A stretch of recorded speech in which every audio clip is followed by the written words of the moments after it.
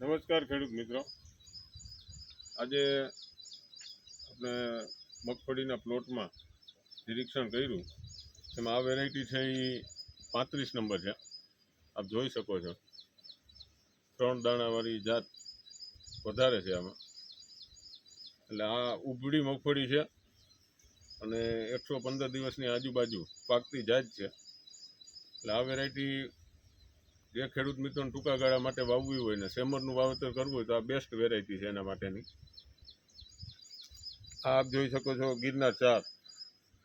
ગયા વર્ષે આપણે વાવેતર હતું ને ઘરનું જ બિયારણ છે. એમાં પણ સારું એવું સેટિંગ છે મગફળીનું, ને એ પણ 120-25 દિવસે પાકતી જાત છે. એટલે આપ બંને વેરાયટી જોઈ શકો છો. બંને વાવવા લાયક છે,